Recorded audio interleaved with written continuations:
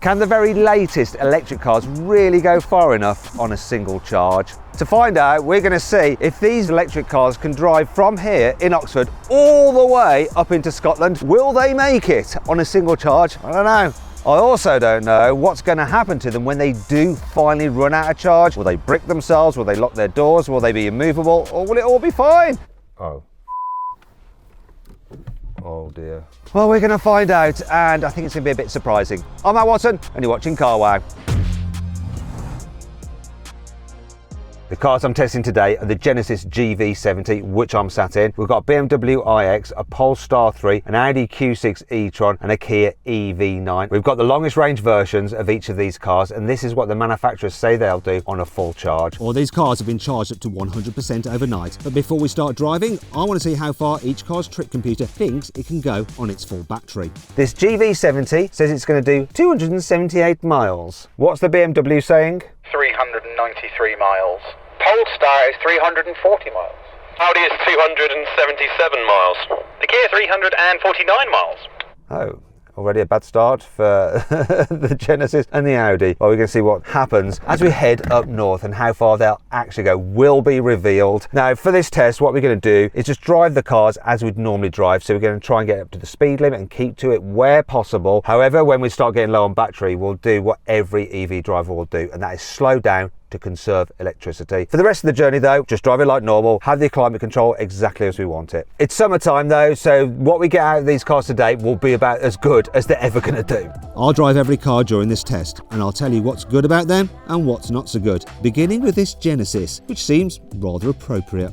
The Genesis GV70 starts from £66,000, but the good thing about it is it's so fully loaded for that money. You're getting quite a lot of car for your cash, and it feels very nice to sit in. So the materials are really nice, it feels expensive, the design's cool. I love the feeling of like this switch gear. I love the fact this is all one screen here, none of like dividing bits in the middle like in the BMW, and it's crisp, it's easy to use, and they've separated out the climate control to this other panel down here. Wish it was physical buttons, but it's still better than having it buried through the main screen. The driving experience is very good. It's super comfy. The suspension is brilliant over bumps, and if you go into sports mode, then it gets a little bit stiffer and sportier. That said, the car does still lean quite a bit in the bends. Feels a bit of a boat, to tell you the truth. It's quite heavy, 2.3 tons, but this is set up for comfort, not speed really, and it does a great job with its adaptive dampers. And these seats, absolutely love them. It's very quiet as well, just a bit of wind noise, but that's about it. And visibility is great as well. Good view out the back window, huge door mirrors, great view forward. I like it a lot.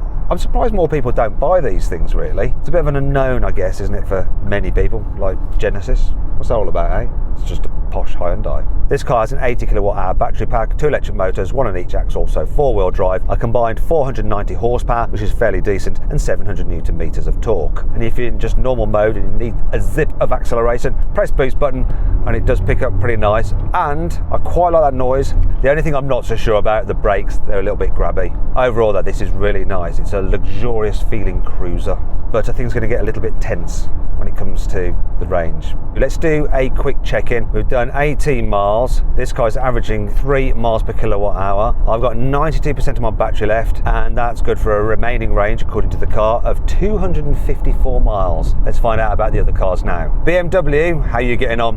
3 miles per kilowatt hour. It's sitting at 93% battery, and it's predicting that I'm going to do a further 367 miles. That's more than 100 miles more than this car. What about the Polestar? I am averaging 29.7 kilowatt hours per 100 miles, which works out to 3.6 miles per kilowatt hour. My battery's at 92% and a claimed range of 320 miles. How about the Audi? 3.2 miles per kilowatt hour. I have 94% of my battery remaining, and apparently that equates to 265 miles of range. And finally the Kia. 3.1 miles per kilowatt hour. I've 94% of my battery left, and that should take me 335 miles. So far then, as much as I like this Genesis in terms of range, it's doing the worst. There's plenty of room here in the back of the Genesis, lots of knee room, headroom's good, foot space is good. It's all very nice. I like the fact you can recline these seat backs. Oh yeah, that's good. It's like limo style. What's it like for 3 people in the back at once? Give me a special man sandwich. This is why I employ you. Right, it's kind of tight-ish, isn't it? Shoulder room's a problem. Yeah, a bit of a problem, but you're right for head and knees? Yeah. Yeah, it's okay. The GV70 has 503 litres of boot space, but what does that mean in real terms? Tommy, you're a big man. See if you can get in the boot. You've got to get underneath the load cover, that's the test. Oh, blimey, this is not good already. Right, no, not good. Oh, wait, I'm not sure we're going to get anyone else besides a Tommy inside, but let's give it a go. No. It will. So Sam is the human shoehorn. Hang on. He's going to try and push it. In my neck forward. No, this is no. Wait. Stop. No, it's a fail. Maybe I need to do it a different way. No, it's all right. It's not going to work. Let's just shut the boot just to prove we can get at least one person in there. No, I don't want to be the kind of person that gets their team to do stuff that they're not willing to do, so I'll do the front boot. Sam, can you try and fit me into this small space here? Absolutely. Yeah, go on, try it, see what happens. No, it's not. Probably not. It's not really very good. It's quite interesting that manufacturers do this. I'm glad they do try, but what are you putting in there? I quite like the look of this GV70. Jack's missus over there, when he took it home the other night, she thought it was a Bentley, so that's a sort of win. But there are certain things like, doesn't look like the bonnet's shut, and then there's this crease at the back, which I like the way this crease goes here, but then it all gets a bit confusing there. So quite nice, just a few odd things going on. Now, before I jump into the BMW iX, there's something I need to check. We're at Northampton North M1 services, and there's always been a problem with the charging here. They have like one unit that doesn't seem to ever work. Oh! It's working. They've got one charger, two, a CHAdeMO for if you've got a Nissan Leaf, and a proper DC charger, and it's charging at 46 kilowatts for 85p per kilowatt. It's a bit expensive.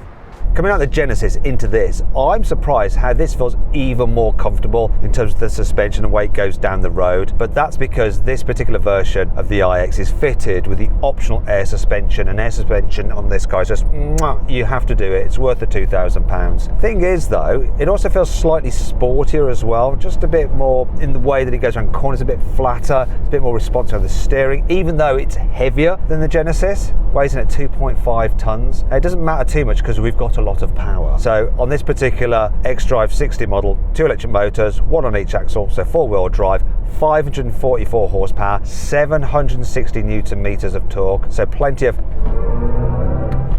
punch for overtaking, and it really does push you back in your seat, especially when you're in the sports mode. What I'm not so impressed at though, really, when you consider the price, the iX starts from £75,000, this xDrive 60 from £93,000, this one with all the kit on it, £107,000. Does it feel £40,000 more expensive than that Genesis? Simple answer, no it doesn't. Some of the bits in the interior feel lower rent actually than the Genesis, like this, and listen to this. That is awful, and you use that a lot. Also the screen, it's not one single screen, there is a gap in the middle, and it's harder to use. I'm not sure the seats are quite as comfortable. I do like the material because it holds you in place, you don't slide around like you do on leather. And the design, it's sort of minimalistic and cool, but overall I think I preferred the design of the Genesis. It's just a bit more normal. One thing this car does have over the Genesis, obviously, is the range. Got a massive battery, 109 kilowatt hours, and that just means you're able to go further. And when you buy an electric car, that does matter. Speaking of which, if you're considering an electric car, you need to check out carwow, because you can currently save an astonishing £19,000 on a new BMW iX. If you want to do that now, click on the pop-out banner in the top right-hand corner of the screen, or scan the QR code on screen now. There's also a link in the description of this video. You can check out all the latest deals on all the latest cars. I don't think this is necessarily quieter than the Genesis. There's a bit more road noise, I think, in this. Also, the brakes feel more natural in this BMW than the GV70. It's nip and tuck, there's hardly anything between them. I should point out that BMW has recently upgraded this iX, so it's got a bigger battery, it's got better motors in it, and as a result we've got more range. So with that in mind, let's do a check-in. So far we have done almost 49 miles, and this BMW is averaging 3 miles per kilowatt hour, which is better than the old version did. So when I did a range test on that, I think it was like 2.7 miles per kilowatt hour. I've got 83% of my battery remaining, and that means I should be able to go a further 312 miles. Let's see how everyone else is doing. Polestar, give us your numbers. So I'm averaging 29.7 kilowatt hours per 100 miles, which works out to 3.4 miles per kilowatt hour. I've got 85% battery left, and that is estimating 290 miles of range. Audi? 3.2 miles per kilowatt hour. My battery is at 85%, and apparently that means I can go 243 miles. Genesis? 3.1 miles per kilowatt hour. I've got 82% of my battery remaining, and it's saying I can go a further 222 miles. Finally, the Kia. 3.1 miles per kilowatt hour. I have 85% of my battery left, and that works out to 294 miles of range remaining. It's interesting, they're all doing about the same in terms of the efficiency, between 3 and 3.2 miles per kilowatt hour. So this is going to play out based pretty much on the size of the battery, but things could change. This iX is cavernous in the back seats. Loads of headroom, even more than in the Genesis, and we've got a glass roof in as well, that's nice. There's lots of knee room, loads of foot space because you've got a totally flat floor. One of the issues I have though is that these seats, while very comfy, they're quite low to the floor, so there's not so much under thigh support. Yeah, I'm not quite as comfy as in that Genesis. Let's try it with 3 people in the back at once, shall we? So in you climb. This feels a bit wider, doesn't it? Yeah, absolutely. This is wider than the Genesis, so more comfortable for 3 in the back at once. Now on paper, this BMW's boot is slightly smaller than the Genesis. It's 500 litres. There is some storage under there which looks more useful than that in the Genesis, and actually it looks bigger than the Genesis, so we're going to find out. Can we fit 2 big men in here? Go on, Tommy, you going first. Tommy's nickname is the Tank. Oh, blimey. He almost crushed that as he got in. You all right? Tanked it, yeah. No, wait a minute. No, I don't know, Rory. I think you might be too large for this. You might be able to do it, actually. Oh, you're too long, Rory, I think. No, that's not going to work. Come on, out. That was very close to Tommy's face. Do you know what we need? I'm sorry. Can you, Nick, take Keelan's camera? Yeah, I think that is the word. The way you just reversed it there. I don't think you're going to get your head in, actually. Put your head down, Keelan, come on. I don't bend You've done this very bad. Did you ever play Tetris? Come on. Just take a little bump on your head. Yeah, take. Come on. Oh. Wait, we can close it. Just keep your head in. Tuck your head in. Put your head down, Keelan. It's as down as it goes. No, it's not. Ready? Shout. You're not even trying. That's a shot. That's a shot. That's a shot. I've escaped trying to get into the fruit because you can't actually open the bonnet on this car. It's like locked away. It's for technicians only. What a missed opportunity. Speaking of which, let's talk about the design, because BMW have updated this car, slightly different front end, slightly tweaked at the back, but it looks the same. The iX it looks a bit uncomfortable, doesn't it? The only angle that I really like it from is the rear. It looks quite good from the rear, but the rest of it, not so much. Let's move on to my next car, the Audi Q6 e-tron. Not gonna lie, I'm a little bit disappointed with this Audi. So it starts from 61,000. For this motor battery combination, it starts from 65, though in this trim level it's 67. This one with all the options on it, such as a really snazzy heads-up display, which I'll show you a clip of now, £71,000. Currently, you can save over £9,000 if you buy a Q6 e-tron through CarWow. And that could make all the difference, because this particular version of the Q6 e-tron has a problem. I feel like you're getting a bit short-changed, because you've got one electric motor, it's rear-wheel drive only, you've got 306 horsepower and 485 newton meters. As a result, it just doesn't have the punch of the other 2 cars that I've driven so far. Handling-wise, it feels pretty sharp. It's not on adaptive suspension. You can get air suspension as an option. This one doesn't have it fitted. It feels reasonably comfortable, but compared to the other 2, there's a bit of jiggle. It's a bit less settled than the other 2. Something's happened to Audi recently. The quality has gone downhill, and a perfect example is this, the door bin. Scratchy plastic down here. Also, just the materials just aren't as nice as they used to be in other Audis before it. I think the previous Audi e-tron just feels nicer inside. Don't like the new infotainment system that they've done. Once again, it's not a single screen. There's like 2 screens separate. A lot of bezel happening. You can get an optional screen for the passenger, but look, we've just got black trim and it's just reflecting what's going on outside, and that's quite distracting. It really is a shame. Infotainment system's harder to use than before. Once they've gone for like dark graphics, I much prefer the previous generation Audis, and it's better than the BMW at least, but not by far. I prefer the Genesis system, to tell you the truth. Do you know what else? £71,000 car, and I've got manual seat adjustment. I mean, what? what? At least with this car, you do get a decent sized battery, 95 kilowatt hours. So shall we do a check-in and see how it's comparing to the others? So we've done 76 miles. I'm averaging 3.3 miles per kilowatt hour. I've got 78% of the battery remaining, which apparently is good for 228 miles. Let's compare it to the Genesis first off. 3.3 miles per kilowatt hour. I've got 72% of my battery remaining, and it's saying I can go another 193 miles. Okay, and Kia? 3.2 miles per kilowatt hour. I have 77% of my battery left, and I should be able to do 258 miles. Polestar? 28.5 kilowatt hours per 100 miles, which works out at 3.5 miles per kilowatt hour. I've got 78% battery, and that's saying a range of 270 miles. And finally BMW. 3.2 miles per kilowatt hour. I've got 75% of my battery left, and apparently that means I can go another 291 miles. Okay, so that's quite interesting. This Audi is one of the most efficient at 3.3 miles per kilowatt hour. I think this range might be a little bit pessimistic, so we might get a bit more out of it. It's definitely going to go further than that Genesis. So while I prefer the Genesis, you know, if it's outright range you want, this is going to be a better car, we think, for now. But I'm going to jump in another car in a moment and we'll see how that one compares.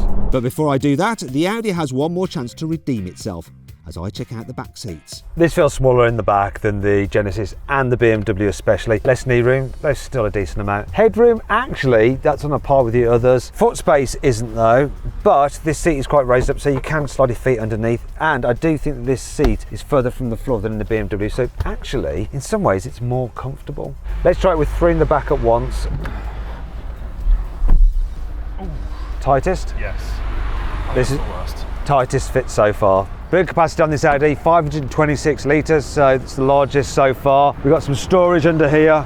Okay, remember you've got to stand under the load cover. It looks quite snug, but can we get Rory in there? Right, Sam, do you want to... Rory, can you cough, please? What's that in your pocket? I think this is going to work. Wait, let me just keep that like. If we can get a shut like this. Right, here we go. Ready? Ready? We're going to do some pushing here. Keep it going, Sam, keep it going. There we go. That's in. Good. I think you might need to go to hospital after that. I heard a scream. That wasn't That's good, fine. was it? So far, this is winning the boot test. Let's see if I'm getting in here. Look at this. This is pretty decent. I'm going to end up wedged. Yeah, I think I might be wedged. I mean, this obviously won't shut, but at least I've got my bottom in it. Yeah, it is an inoffensive car to look at. I quite like the paint on this. It's a really nice colour. And these features as well. They get the creases down the side much better than the Genesis. Yeah, it makes sense to me there.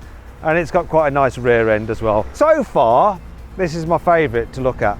Now, we're at Trowel Services and they have 4 medium speed charging bays and then 1 low speed charging bay. Not really good enough, is it, in 2025? Sorry Audi fanboys, but I prefer this Kia than the Audi. It actually is nicer on the inside as well. The design is really good, really slick. Infotainment screen, really nicely laid out. Also, I like the fact that we've got physical buttons here for the climate, temperature stuff, that's good. Driver's display, easy to read. And it's quite a relaxing car to drive. So we haven't got any adaptive suspension or anything like that, but it feels a little bit nicer than the Audi. The steering's light, it's quiet, get a good view out, huge flat bonnet. Sort of gives me Land Rover vibes. Quality, I think it's better than the Audi. Yes, there's some harder materials down here like in the Audi, but you know, this car is £65,000 as I've got it here, right? And you've got stuff like blind spot cameras as well to warn you when you're changing lanes. Don't know that stuff on the Audi. You probably get it, but it's going to cost you way more. Where this car is lacking though, it's the motor. It's got a single motor on the rear with just 203 horsepower and 350 newton meters of torque. That means at motorway speeds, when you want to nip past someone, you have to pre-plan what you're going to do. It just feels a little bit too slow for an electric car. And when you consider that it's got 7 seats, if you've got 7 people in this car, it's going to feel really, really quite sluggish. So you are probably going to want to spend more and get a more powerful version of the EV9. While we're slowing down, good point to tell you that the brakes, they're quite smooth and progressive, not too grabby. It's quite a quiet car to travel in, apart from the beeps and bongs you get if you do things the car doesn't like. It's the attention warning, because I was looking around at the glove box, and rightly so. I had my eyes off the road. I can't really tell just driving on the motorway, but I remember the handling was all right in this car, but it is heavy, 2.5 tons, so one of the heaviest here, and that does affect perfect how it will go down a twisty road. While this car might not be the quickest, it does have a very big battery, 100 kilowatt hours, and that's partly to blame for its rather heavy weight. So let's do a quick mileage check. We've done 102 miles. I'm averaging 3.2 miles per kilowatt hour, which is all right. We've got 70% of the battery remaining, which the car reckons is good for 219 miles. Anyway, let's find out how the Genesis is doing. 3.3 miles per kilowatt hour. I've got 64% of my battery remaining, and it's saying I can do another 169 miles. Short day for the Genesis. Now let's have the Audi. 3.3 miles per kilowatt hour. I've got 70% of my battery left, and that reckons it can do 205 miles. BMW. 3.2 miles per kilowatt hour. It has 68% of its battery left, and that should be good for 258 miles. And finally the Polestar. 28.6 kilowatt hours per 100 miles, which works out at 3.5 miles per kilowatt hour. I'm showing 71% battery, and that is saying 250 miles. Ooh, so it looks like the BMW is going to go the furthest. One last check-in, the Skoda Superb. Let me explain. This is our camera car, a brand new Skoda Superb with a 193 horsepower 2-litre diesel engine. It should be perfect for long motorway journeys such as this, and I'm curious to see how its range compares to these electric cars, despite not even starting with a full tank of fuel. Hello Skoda Superb, can you just tell me how many more miles of range is left in your tank? I've got 255 miles left in my tank. Oh, it's going to be interesting. Are all these expensive electric cars going to get shamed by a more affordable diesel? Out of all the cars I've driven so far, this Kia is the roomiest in the back. Loads of headroom, loads of knee room, plenty of foot space. Front seats are raised up so you can really stretch out. This seat base is quite away from the floor, so you've got lots of under thigh support. You can slide the base for more room back there, or for more knee room here, and you can recline these seat backs quite away. Look how comfy this is. Now though, we want to try it with 3 people in the back at once. Oh, that's good, yeah. Best so far? Definitely. Absolutely. Best so far. Now I'm going to try the very back seat, so if you wouldn't mind just hopping out and I'll clamber into the 3rd row. Okay, so press that button, pop that forward. These seats are quite away off the floor for 3rd row seats, so that's good. Let me just pull this down. Okay, so that is a bit tight, but Nick, would you mind just jumping in here and getting yourself to a position that you're happy with knee-wise? Right, you've got just about enough space? That's great. I've got enough space. There's enough foot room. These are quite good for 3rd row chairs, and look, I can even recline these seat backs. They go far. They go back far, don't they? That is... I'm really impressed with this car. With all the seats in place, the Kia's boot capacity is 333 litres, which is big enough for a Keelan.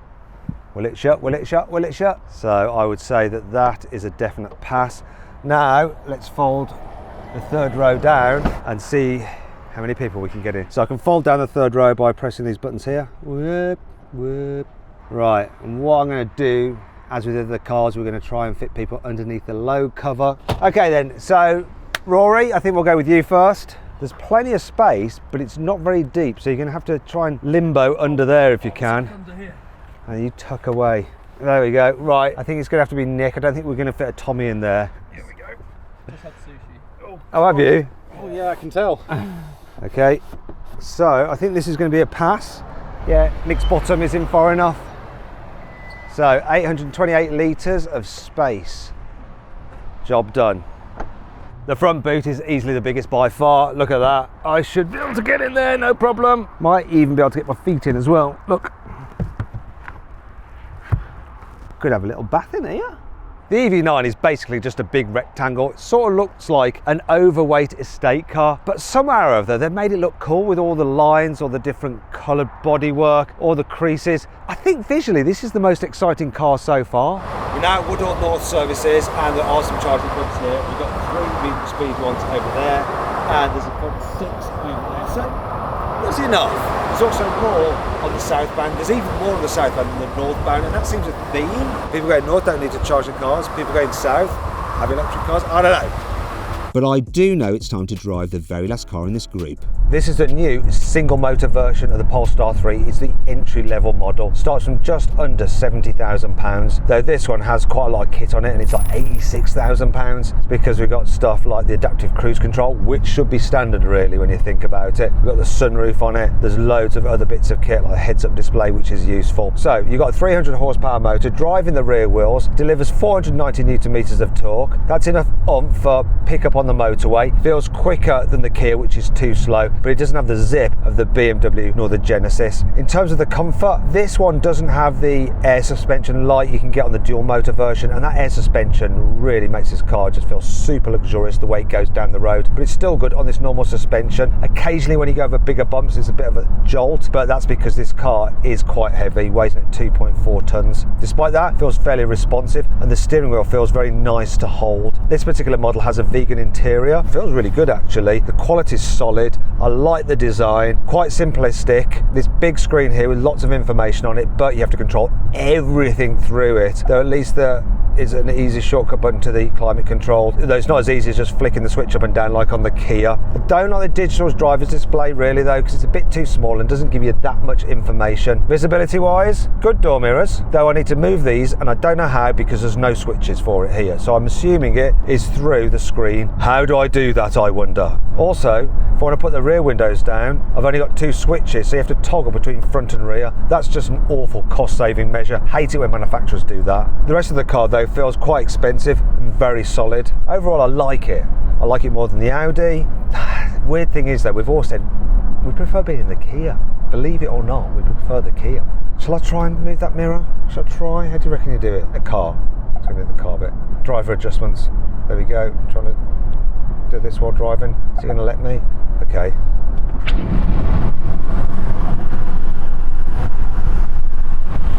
Well, that's going to have to do. Now, if you want to make sure that you're buying the right car for you, you can actually get some advice from me personally through my alter ego, my chatbot, which is powered by AI called Matt GPT. So you can ask it any question and it will try and give you a good answer. To check that out now, just click on the pop-out banner in the top right-hand corner of the screen or scan the QR code on screen now. There's also a link in the description below. You can also just Google Help Me Carwow to chat to Matt GPT. Go check it out, see if you like it and let me know in the comments.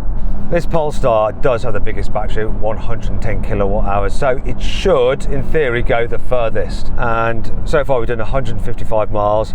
Average consumption on this is 29.4 kilowatt hours per 100 miles, which works out to 3.4 miles per kilowatt hour. I've got 55% of the battery remaining, and that's good for an extra 180 miles to go. Oh, there's a fair distance ahead of us, but what about the other cars? Let's see how the BMW is doing. 3.2 miles per kilowatt hour. I have a battery saying 53%, and that is giving me a range of 204 miles. What? That can't be right. There must be some form of miscalculation in the projected range. It's going to be interesting how this works out in the end. Now let's try the Kia. 3.2 miles per kilowatt hour. I have 53% of my battery left, and that should take me another 161 miles. It's quite close to this. Next, Audi. 3.4 miles per kilowatt hour. I have 54% of my battery left, which should mean I can go 165 miles, so it's getting better and I'm a bit worried. And finally, the Genesis. 3.4 miles per kilowatt hour. I've got 45% of my battery remaining, and it's saying I'm going to do 122 miles. Okay, Genesis clearly off the pace. That'll be leaving us first. But what's going to happen with the others? Because these numbers are quite close. However, before we continue with the final leg of this test, I need to see what this Polestar is like in the back seats. Oh, look, loads of knee room, loads of headroom, but I'm not as comfortable as I was in the middle row of that Kia EV9. And part of the reason is this seat is just a little bit closer to the floor. These seats are lower, so I can't quite squeeze my feet underneath, though there is still plenty of foot space that space that I can just sit like that instead, a bit more leisurely and relaxed. There's no ability to slide or recline the seats, which is a shame, but the quality in here is really, really good. Let's find out what the others think. So let's try 3 in the back at once. This middle seat's quite low actually. Normally they're a bit perched, but this one's lower. A bit tighter than the Kia, isn't It it? is on the shoulders. Yeah. Yeah. It's not as comfortable though. It's not, is it? No. It's the low seat that does it, doesn't it? It just knackers it. Oh well. The Polestar has the smallest boot capacity, 484 litres. I also can't find where the switch is to open it. Oh, there it is. Let's start off with you, Rory. Actually, wait, I've got to point this out. There's 90 litres under there. It's not a good start. Nick, I think it's, if we can get you in there, that'd be good. Good. Yeah. Well, not for you. No. It would be a thing, and you've got to get into this load cover. I'll be gentle, Rory. Do you know what? This may be possible. I'm not sure. I might have to help you a bit. Bloody hell. Sorry. Let's try again. It's stuck on Just- my eye. Okay. Just leave your eye alone. Ready? Ready?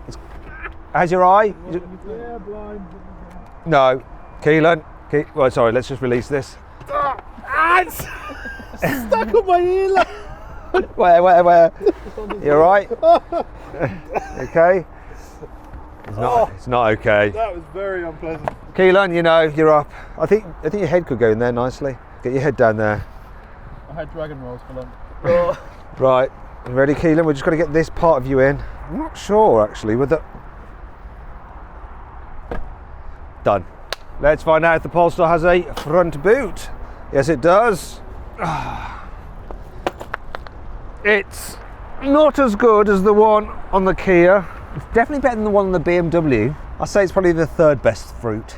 This Polestar is a good looking car, but is it my favourite? I don't think so. Visually, I prefer the Kia, then this, then the Genesis, then the Audi, and last, and by all means least, the BMW. I'll see how these cars compare in terms of range soon, but as soon as I got back on the road, the Polestar 3 started doing something a little unusual. Sort of coasts, and it's very hard to maintain speed sometimes because it goes too quickly. You lift off the accelerator, it doesn't slow down like you'd imagine it would. It just seems to just freewheel. Now, when I did the range check-in, it was 155 miles. We're now at 161, almost 162, and it's still saying 180 miles of range left. Yes, this is going to be closer than you think with that BMW. It might even beat it.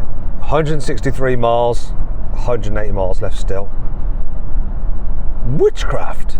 Genesis here. I've just had my first low battery warning.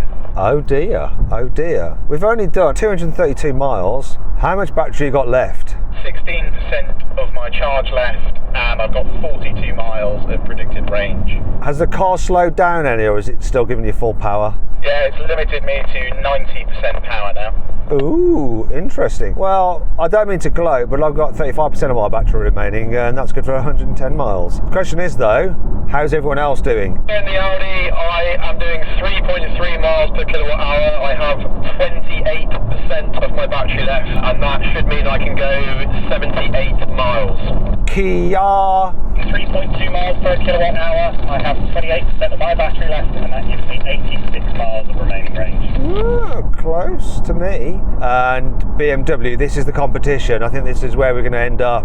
It looks like a competition I unfortunately am going to win and don't want to. I've got 3.3 miles per kilowatt hour. I've got 31% battery and incredibly 118 horrible miles left. Ooh, 8 more miles than me, but I'm slowly catching up, aren't I? Oh, it's going to be really interesting to find out which out of the Polestar and the BMW is going to go the furthest. It should be this, but at the moment it's not looking that way. Oh, I've got an idea.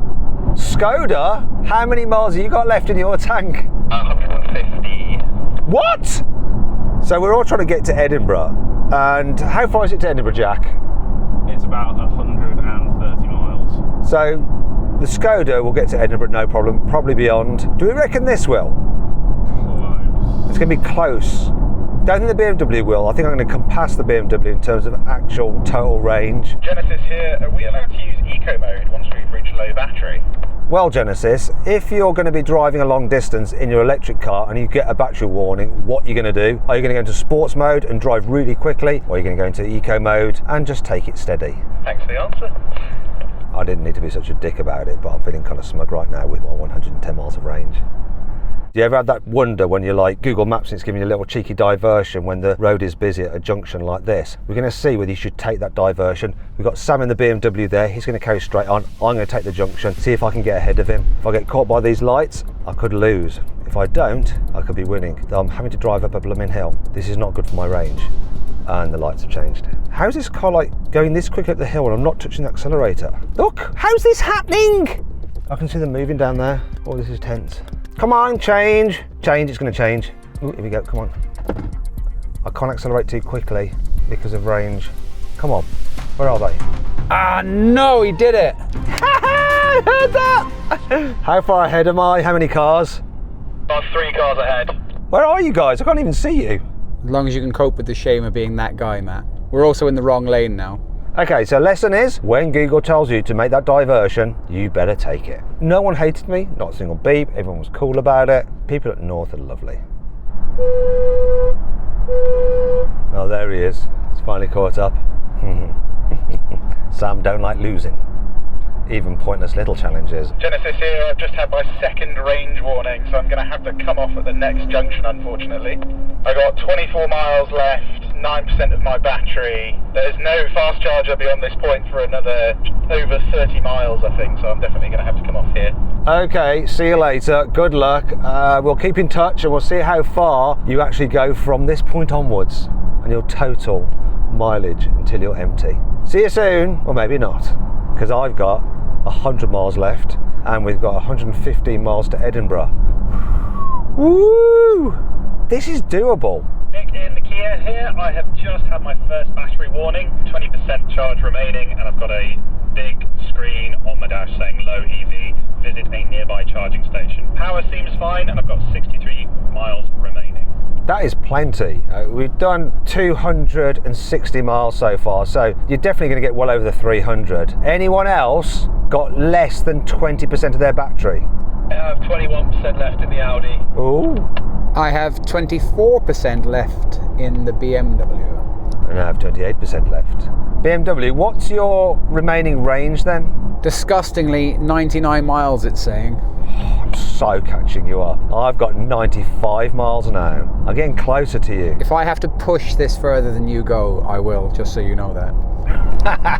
That's if it doesn't just like lock its wheels like they sometimes do. So I will enjoy watching you trying to push a 2.5 ton BMW with its brakes on. Cleverly enough, this has got a neutral button, so I will be ahead of the curve, and if I feel something happening, I'm going to bang it into neutral.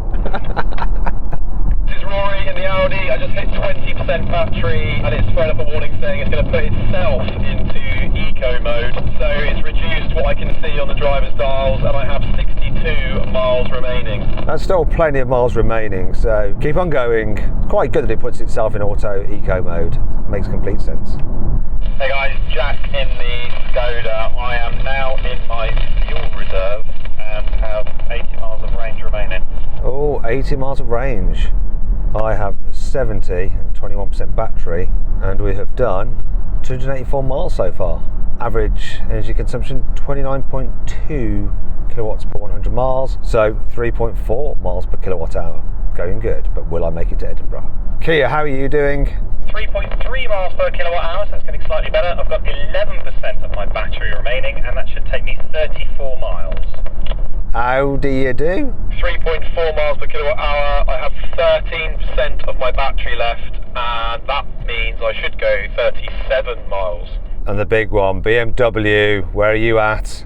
I'm rocking along at 3.3 miles per kilowatt hour. I have 16% battery, no sign of a warning, and it's saying 68 miles left. Yes.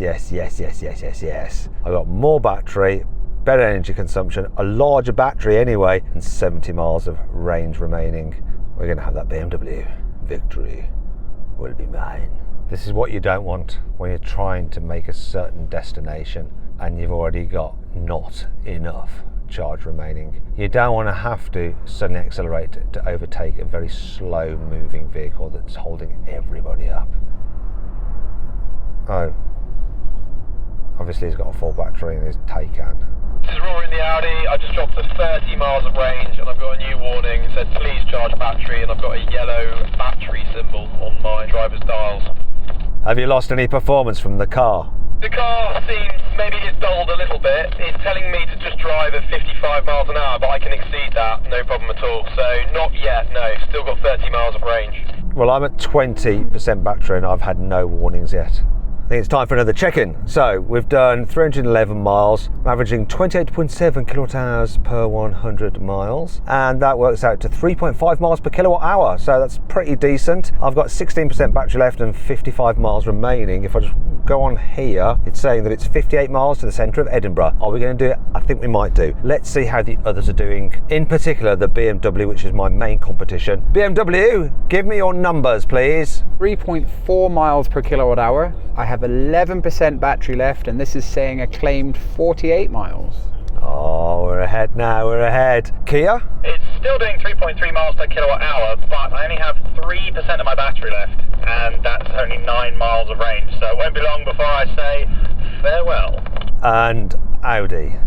It's now doing 3.5 miles per kilowatt hour. I have 5% of my battery remaining, and apparently that means I can do 16 miles. So what is your plan, Audi and Kia? I'm going to push on to Edinburgh. I assume BMW will do too. Audi, what are you going to do? I'm going to try and make it to the Scottish border as a symbolic win, and then I'm going to probably turn around and come back to Berwick-upon-Tweed, and then go back to Scotland, and then come back to Berwick-upon-Tweed until I run out safely near a charger. Okay, and what about the Kia? Same strategy? Exactly the same, although probably shorter because I'm now down to 2% battery, so it's going to be a brief trip to Scotland, I think, if at all. Let's see if you can make it. You should push on and try. Have you got like reduced power from your motors, seeing as you're on 2%? Yeah, I'd say it's probably about 50% power, if that, but I've not had a warning come up for a while. Right, and so it's competition between me and you, BMW. Let's see what happens. Warning, limited performance, so it's getting real in here. There's the Scottish border. There's the Scottish Make border. it. We're going to turn around just after the Scottish Yes! border. There they are. We're now turning off, and we're going over that bridge ahead and coming back. So see you later. It's been emotional. There they go. There they go. They made it to Scotland. Well done. It's power limited in the Kia, so I wonder if it's going to make it back to Berwick and get to the charger. I don't know what happened to that. It suddenly just lost loads of battery towards that end part there. Did he just gamble and lose? He's going to be stranded. Anyway, I'm going to continue on to Edinburgh. Oh, wait there. All that messing about has cost me. I'm down at 14% now, 45 miles and it's 52 miles to Edinburgh. Oh dear. Beautiful view though. So I had my first warning in the BMW. Well, I say warning, it just gave me a range. Well, it said 40 miles. I've just gone down to 35 now. I'm running at 3.4 miles per kilowatt hour. I'm down to 8% battery. Interesting, Sam. I'm on 40 miles, 13% battery. I think I'm going to make Edinburgh. You might make the outskirts. What's your plans regarding charging? So I found a hotel that is well known, and that is 41 miles away. I've got 34 left. I'm hoping that that's going to have a charging station in it. You're hoping. If you put the destination into your car, it might actually say if there's a charger there. I have just gone down to 30 miles and it's 35 miles away, so got real. So Sam, it looks like you've got some fast chargers about 35 miles away. You've got 30 miles of range. If you're lucky, there's enough reserve in the battery to get you there. But what you need to do is put your car into eco mode, and actually in the BMW there's even a special range extend mode which you might want to activate, which could be the difference between conking out on the highway or making it to the chargers. You're a gentleman and a scholar. That just gave me 3 miles of extra range on my clock, so thank you. Okay, so I've actually had my first warning and it said charge status low, charge vehicle. I mean, I needed that warning 10 miles ago. This is leaving me really nothing to work with, is it? Well, no, not at all. Oh well, hopefully you'll make those chargers with that extra bit of range you've just managed to acquire. Hello, this is Jack from Skoda. How many miles do you have on your clock still now? 35 miles, I'll make it right to the centre of Edinburgh. That's interesting. How many miles have you got left in your Skoda? And now it's saying 30 miles.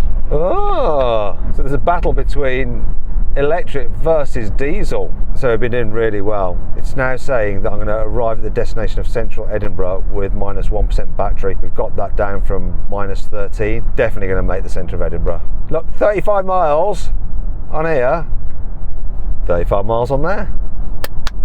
I'm really liking this Polestar. We've bonded. Oh, hello, look. My remaining battery is down at 10% and it's gone orange as a warning. but that is the only warning I have. Throttle response seems very similar. I'm not too worried though. 30 miles left, 31 to the centre of Edinburgh. Good news, good news. Going to arrive at the destination with 0%. I think we can go a bit further. Now something's come up, it says drive power reduced, charge.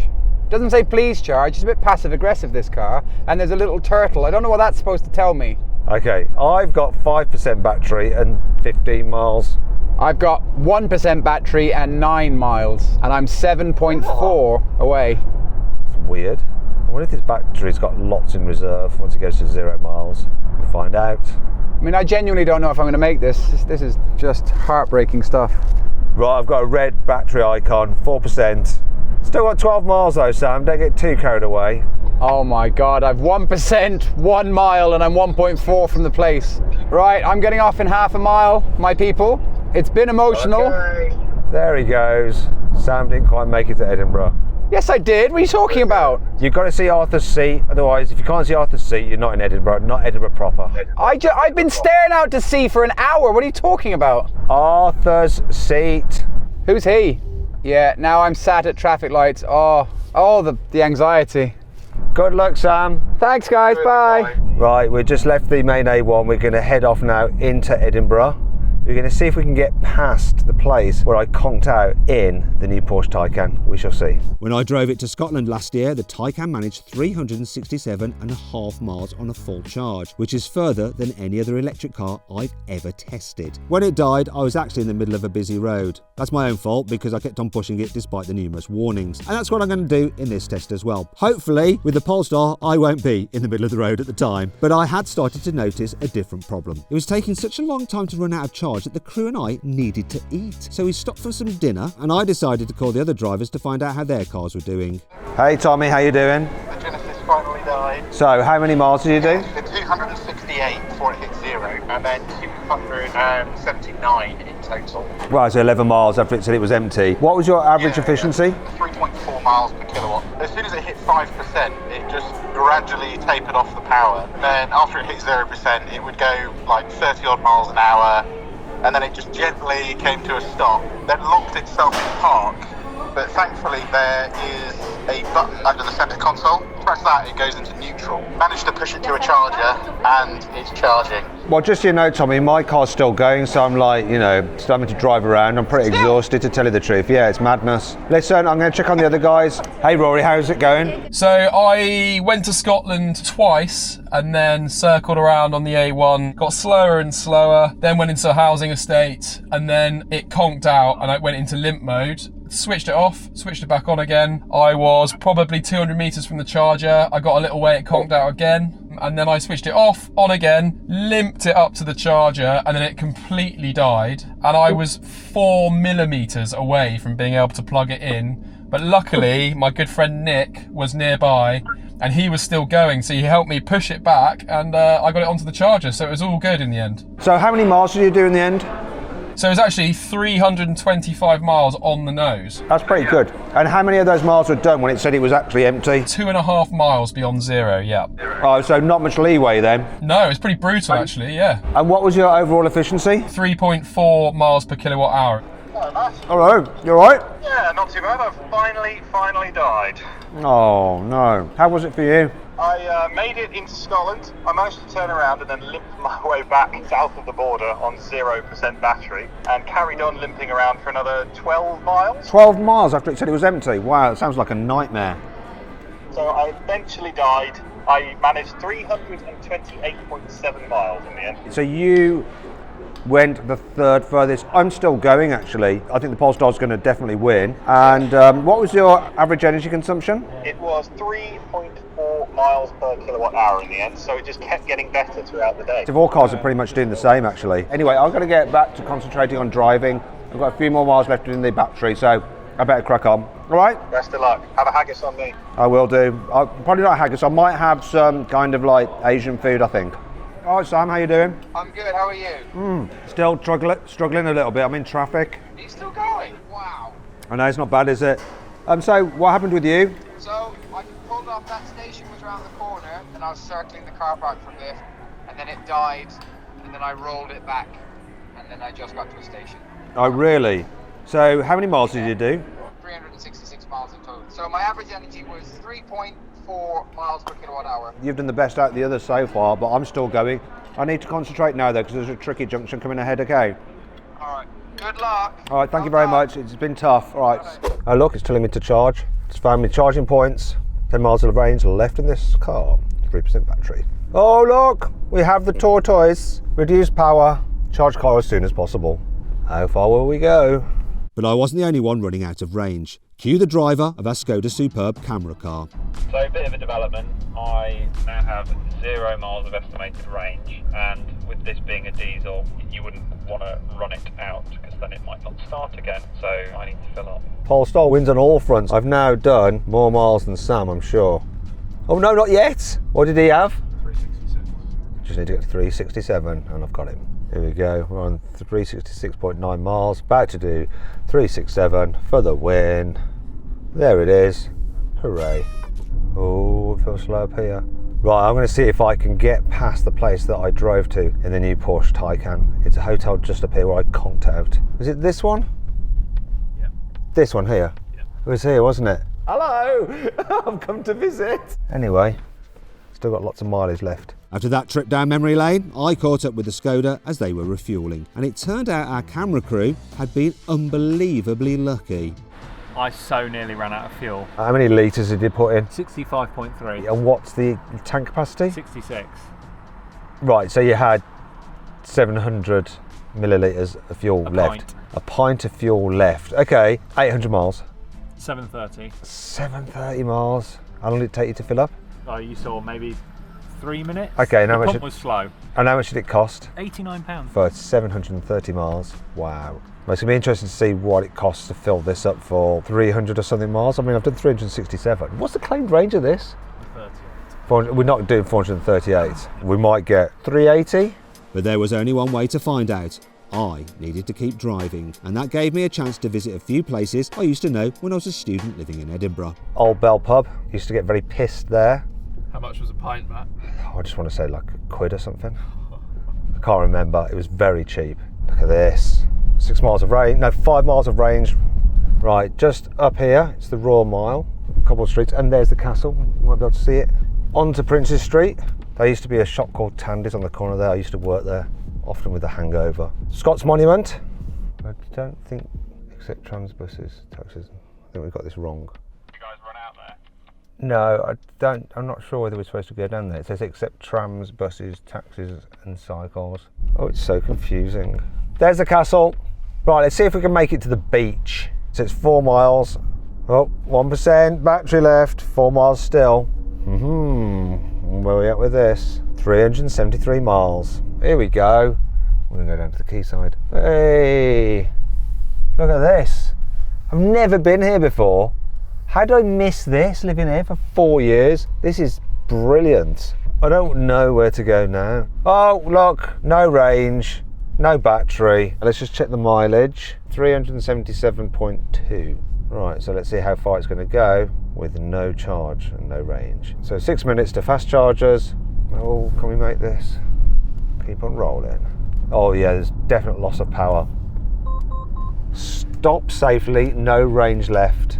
Well, I won't stop because it seems like I have a bit more range. We'll find out exactly how much in a moment. I mean, to be fair, that is plenty of warning. They've thought about this. We've got the amber bar, then we've got the tortoise, then we've got the red bar, we've got no range left, and then we've got this stop safely. How long do you have after the stop safely? So it's at 378.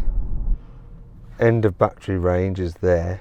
That's funny. So it thinks that when I go past those lights up there, I'll be at the end of my battery range. I've got a feeling we're going to carry on. Okay, so now we're just going to do some loops in an estate, so it's a safe place to run out. Wonder how long we're going to have to do this for. Oh, this is a steepy one. We're getting up here, do you think? Yeah. My foot is on the floor. Oh, come on now. Just thinking I'm going to end up killing someone's cat driving around here. Oh, hello. Get up it. Never done 400 miles in an electric car before. It would be good, but I don't think it's going to happen today. Yeah. Here we go. This is going to be the end of it. Can't believe it's going to make it up here.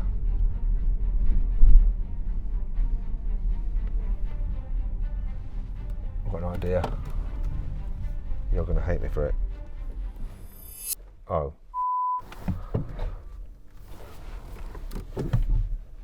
We can move forward. Oh dear. Come on, come on, come on. Still some life in it yet. Bit of downhill charging. Ooh. You're definitely running out here. Come on. The end is nigh. Let's see what we're doing trip-wise. 390. Get past this narrowing. Come on. I think this is going to be it, guys. It's been fun. But we can go no more. We're rolling backwards and we're done. Game over. 390.1 miles and we are empty. Well done, Polestar. No, it won't even move backwards down the hill. Let me just try it with my seatbelt on. We've got to double check these things. No, it won't. It's not having any of it. Game over completely. Look at this, we've got help from ZapMe. They've got a fast charging battery pack in that van. Just going to hook it up to this and we'll be on the road in no time. The ZapMe van is like a giant version of a power bank you'd use to charge your mobile phone, but it's thousands of times more powerful. This means it can put a few miles of range back into my Polestar in just a couple of minutes, which is enough to get me to the nearest public fast charger. And while that's happening, let's recap. The Polestar 3 was the clear winner. It managed 390 miles on a full charge, which is 89% of what Polestar claims. In second place was the BMW iX. It did 366 miles, which is 86% of its claimed range. Next was the Kia, which managed 329 miles. That's 94% of its claimed range. The Audi was just behind with 325 miles, which is 90% of its claimed range, and the Genesis came last. It only managed 279 miles, but that's an impressive 94% of its claimed range. The BMW, Kia, Audi and Genesis all returned identical energy consumption of 3.4 miles per kilowatt hour, but the Polestar fared slightly better at 3.5 miles per kilowatt hour. But how much did this journey cost, and how does it compare with the diesel Skoda Superb? Well, it will cost around £84 to fully charge the Polestar's 111 kilowatt hour battery using a 50 kilowatt fast charger, and based on my real world range of 390 miles, that works out to 22 pence per mile. Filling the Skoda with diesel cost £89, but that added 730 miles of range, which works out to 12 pence per mile. However, if you charge your Polestar using cheap off-peak electricity at home, your running costs could be as low as 2 pence per mile.